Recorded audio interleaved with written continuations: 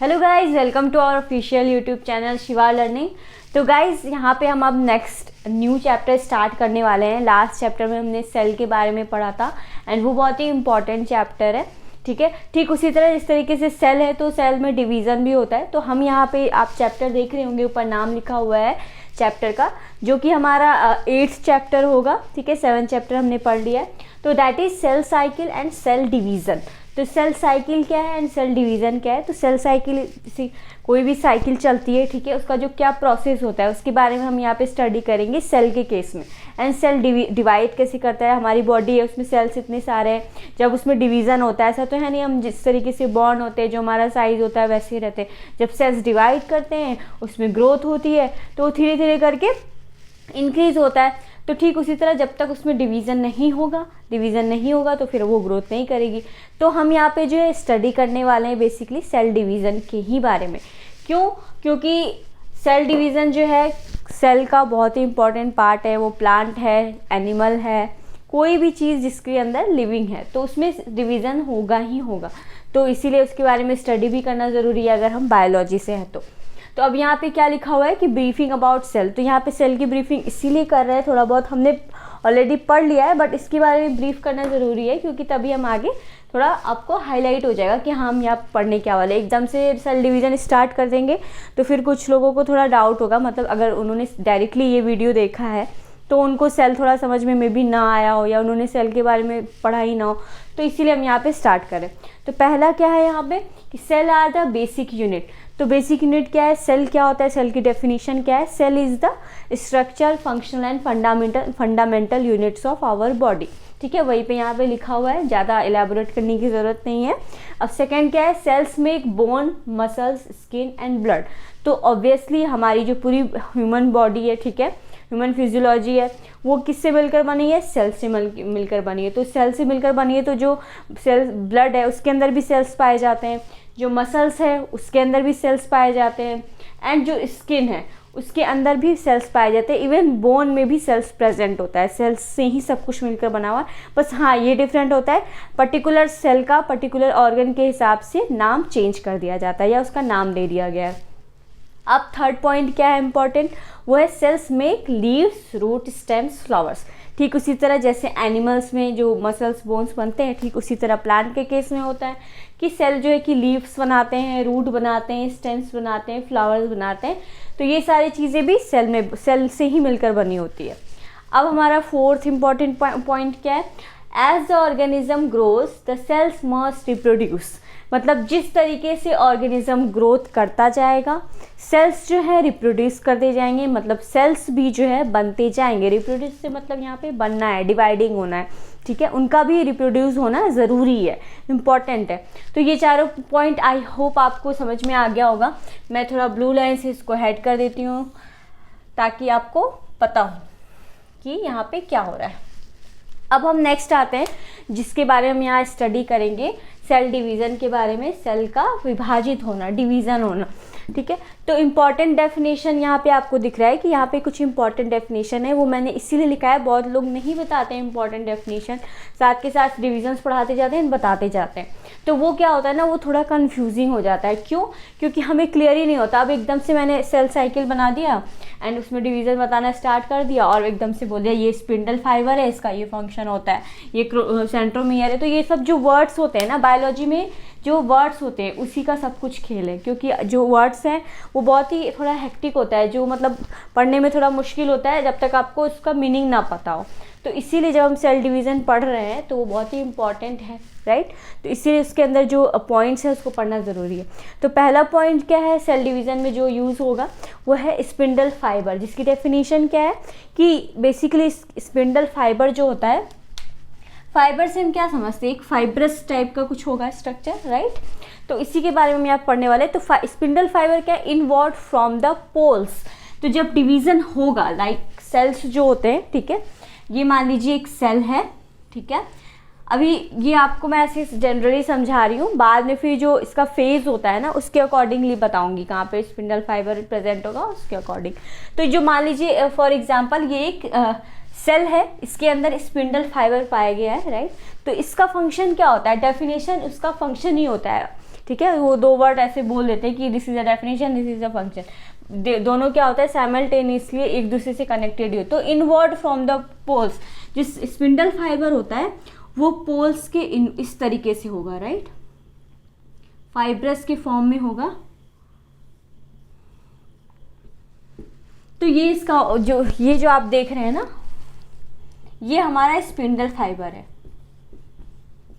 Spindle fibre, ठीक है, आपको समझ में आ गया। अब नेक्स्ट क्या डेफिनेशन यहाँ पे निकल के आ रही है, वो है हमारा सेंट्रोमियर, ठीक है। सेंट्रोमियर से क्या समझ रहे हैं, ऑब्वियसली सेंटर में होगा ये, ठीक है, क्योंकि अब इसी से पता चल रहा है नाम से कि तो सेंट्रोमियर क्या होता है, बहुत ही कंडेंस्ड होता है, ठीक है, कंस्ट्रिक्टेड होता है, मतलब ये मूव नहीं करता है। एक तो कंडेंस्ड होता है मीन्स कि इसके पास बहुत ये हैवी होता है थोड़ा सेल्स के अंदर, ठीक है, और क्या होता है कंस्ट्रिक्टेड होता है एक रीजन पे, मतलब कि अगर इसको ये प्लेस दिया गया है सेल में तो ये यहीं पे स्ट्रिक्ट होगा, मतलब ये इधर उधर मूवमेंट नहीं करेगा। पूरे सेल में डिवीजन हो रहा है, कुछ भी हो रहा है, ये इधर उधर मूवमेंट नहीं करेगा। और बेसिकली ये कहाँ पे प्रेजेंट होता है, क्रोमोसोम में, ठीक है। क्रोमोसोम क्या होता है वो भी हम देखेंगे।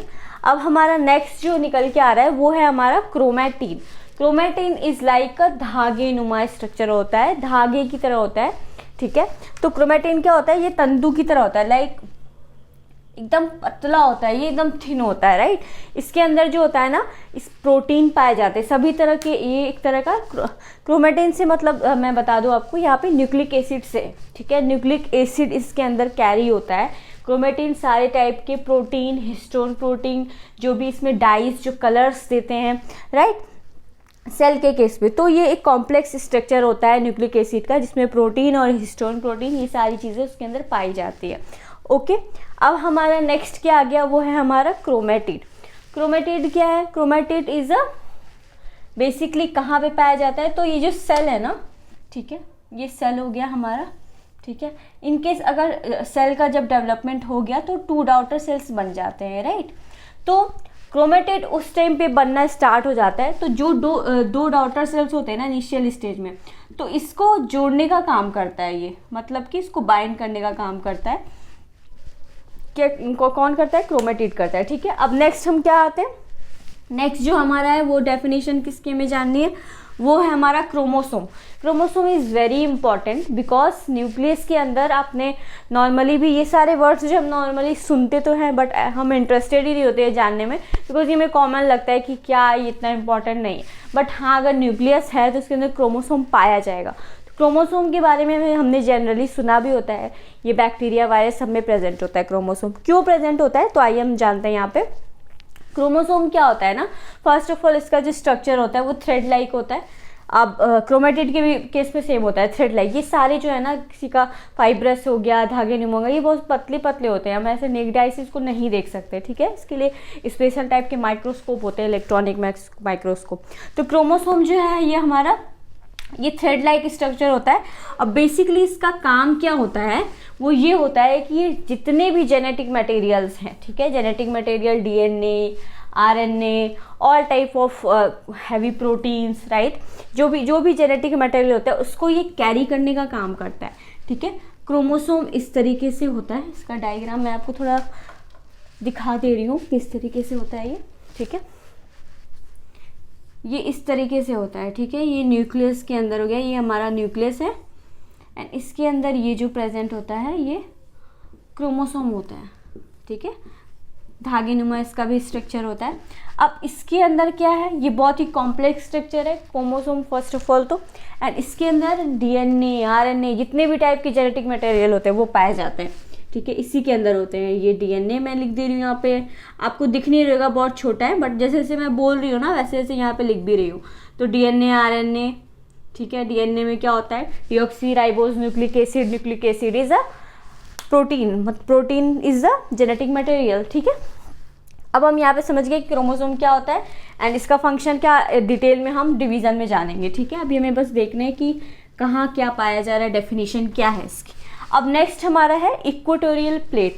इक्वेटोरियल प्लेट जो है, जब सेल साइकिल बनती है, ये जो सेल है हमारा, ठीक है, इसके अंदर जो डिविजन्स होते हैं, ठीक है, जब सेल बनेगी ना तो जो क्रोमोसोम होते हैं, जो जाइगोट इसके अंदर बनने वाले होंगे, जब 2 डॉटर सेल्स बनेगा तो एक इसके अंदर ना बराबर की प्लेट बन जाती है। क्यों बन जाती है बराबर की प्लेट?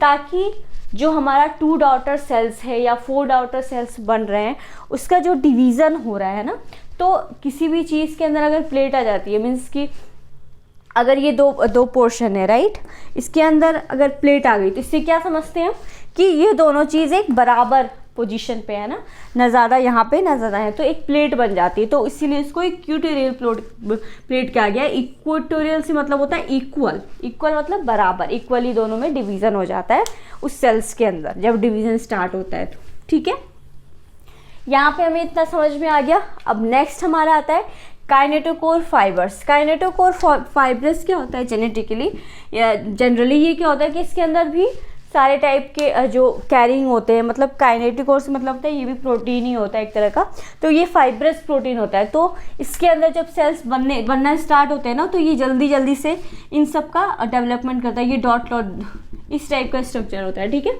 तो इसका बेसिकली बहुत ज़्यादा फंक्शन नहीं है, इतना ही जानना में इम्पॉर्टेंट है। तो गाइस हमने यहाँ पे स्टडी कर ली क्या कि जब हम सेल डिवीज़न स्टार्ट करेंगे राइट, उसके पहले जो इम्पॉर्टेंस छोटे में ये उतने ज़्यादा हमें नहीं लगते हैं इम्पॉर्टेंस, बट एटलीस्ट होते हैं। इसका नेम जो है ना वो यूज़ होगा जब अंदर, तब आपको समझ में आएगा हाँ इसका ये फंक्शन है। तो हमने यहाँ पे समझ लिया। अब थोड़ा सा हम हाईलाइट कर लेते हैं, हम नेक्स्ट वीडियो में उसको पढ़ेंगे हालांकि सेल डिवीज़न के बारे में, बट थोड़ा सा हम यहाँ पे हाईलाइट कर लेंगे ताकि हमें क्लियर हो कि हम आगे पढ़ने क्या वाले हैं, और आप थोड़ा बहुत स्टडी करके भी आएंगे तो आपको जल्दी जल्दी से समझ में भी आएगा। ठीक है, तो हम यहाँ पे इसके आगे देखते हैं। होप कि आपने नोट कर लिया होगा फटाफट से। तो अब हम यहाँ पे थोड़ा सा हाईलाइट कर लेंगे किसके बारे में, सेल डिवीज़न के बारे में। ओके, सेल डिवीज़न क्या होता है? बेसिकली सेल डिवीज़न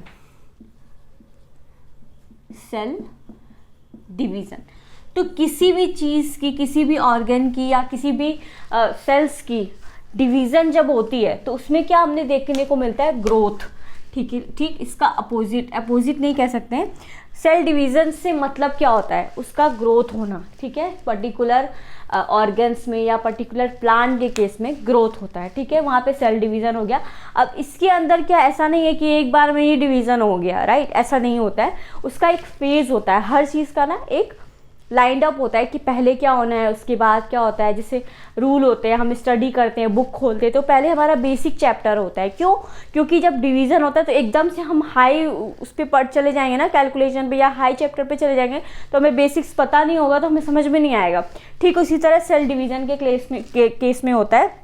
इसमें क्या होता है, हम बेसिक से पढ़ते हैं तो इसके फेज़ होते हैं। टोटल कितने फेज़ होते हैं? टोटल 6 फेज़ होते हैं सेल डिवीज़न के अंदर। ठीक है, तो पहला क्या होता है हमारा, वो होता है interface.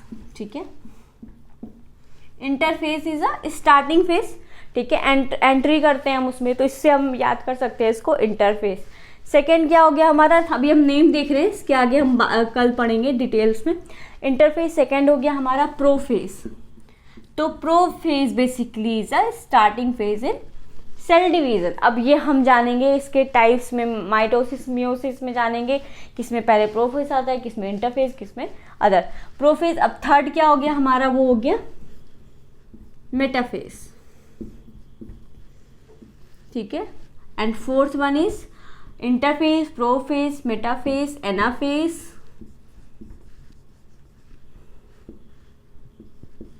Telophase, and 6th one is cytokinin. ठीक है, तो गाइज हमने यहाँ पे टोटल 6 फेज के बारे में स्टडी कर लिया। इसके बारे में थोड़ा बहुत आप पढ़ के भी आएगा ताकि जल्दी जल्दी हम कवर कर लें। ठीक है, तो फर्स्ट जो हो गया हमारा इंटरफेज हो गया। प्रोफेज इज अ स्टार्टिंग, यहाँ से सेल डिवीजन स्टार्ट हो जाएगा, जाइगोट बनना स्टार्ट हो जाएंगे। Metaphase is a mid of, मतलब सेल डिवीजन का ये मिड पार्ट होगा यहाँ पे। ठीक है, अभी एनाफेज क्या हो गया, उसके बाद सेल डिवीजन हो गया। टीलोफेज इज अ लास्ट, बनना पोल्स बनना स्टार्ट हो जाते हैं जब डिवीजन होने लगता है। एंड साइटोकाइनिन में पूरे सेल्स बन जाते हैं, C cyto, and last one is cytokinin. तो अभी थोड़ा बहुत हाईलाइट कर दिया आपको ताकि थोड़ा क्लियर हो जाए। तो हम नेक्स्ट वीडियो में यहाँ पे क्या पढ़ेंगे, हमने यहाँ पे थोड़ा बहुत हाईलाइट किया। इस चैप्टर का मैं थोड़ा सा ब्रीफ कर देती हूँ कि सेल के बारे में हमने यहाँ पढ़ा, फिर उसके बाद कुछ डेफिनेशंस देखी, एंड लास्ट वन जो हमारा मेन जो चैप्टर दिया हुआ है हमारा 8 chapter, cell cycle and cell division. तो सेल डिवीजन के बारे में हमने यहाँ पे फेजेस के बारे में थोड़ा बहुत स्टडी कर। ठीक है दोस्तों, तो होप सो आप स्टडी कर रहे हैं, अभी अच्छे से स्टडी करिए क्योंकि कंपटीशन लेवल स्टार्ट हो चुका है। तो आज के लिए नई वीडियो है, नेक्स्ट वीडियो में स्टार्ट करेंगे कल, जिसमें हम और डिटेल्स में पढ़ेंगे। तो थैंक यू सो मच।